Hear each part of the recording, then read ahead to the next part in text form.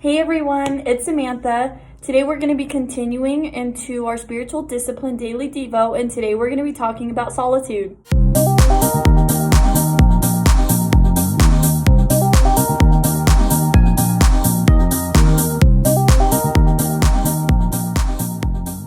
Alright, now let's first go into the definition of solitude. Now the definition states the state or situation of being alone. Now, as of right now, this can be really scary, practicing social distancing and quarantine, that solitude in itself could be very isolating for people. But this is actually a blessing and a gift from God that we are allowed to sit here and be in His presence. This is the whole point of solitude, is the idea that we can spend alone time with God. We can have that one-to-one relationship with Him and just simply enjoy being in God's presence. There is many examples of this. Specifically in 1 Kings 19, Elijah actually hears God's voice for the first time when he is alone with Him. Also in Genesis 32, Jacob is able to find solitude with God. Now in both of these, they find and hear God's voice when they're able to enjoy being in God's presence alone with Him. Jesus also preaches about having solitude in Mark 6:31-32, which states, "Then Jesus said, 'Let's go off by ourselves to a quiet place and rest a while.'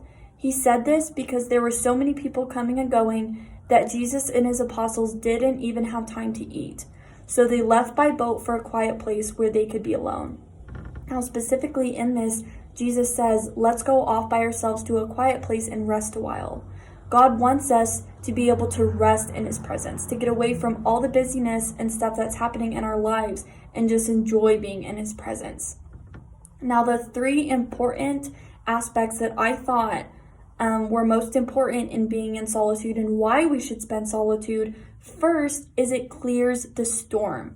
It is almost nearly impossible to be able to reflect and be able to spend that time with God if we are always being with people and talking with people all the day, that it's almost nearly impossible to be able to reflect on a relationship with God and spend time with Him if we are always doing something all the time. Secondly, it creates space to hear the voice of God. Now in 1 Kings 19 verses 11-12 states, "Go out and stand before me on the mountain." The Lord told him, and as Elijah stood there, the Lord passed by, and a mighty wind storm hit the mountain. It was such a terrible blast that the rocks were torn loose, but the Lord was not in the earthquake. And after the earthquake, there was a fire, but the Lord was not in the fire. And after the fire, there was a sound of a gentle whisper. Now specifically, it says that there wasn't a loud noise from God, but there was a gentle whisper. Now we are not able to hear that whisper of God and what He really has to say if we are always giving all the time and never receiving the voice of God. Because in a lot of times, what God really wants to say to us is a whisper to us that only He wants us to know from Him. Now lastly, solitude frees you to be free with the Lord. Now we have a lot of embarrassments or can be ashamed of things that we have done in our lives that sometimes we don't want other people to know. But solitude allows us to sit there and be free with the Lord and to talk to Him, give Him all of our anxieties and fears, happiness, dreams, everything that we can possibly want. We can just dish out on God's plate. Now, I hope this was really, really good for everybody. I want to challenge everyone today to at least spend 5 to 10 minutes more. That's great if you want to just sit there and spend alone time with God.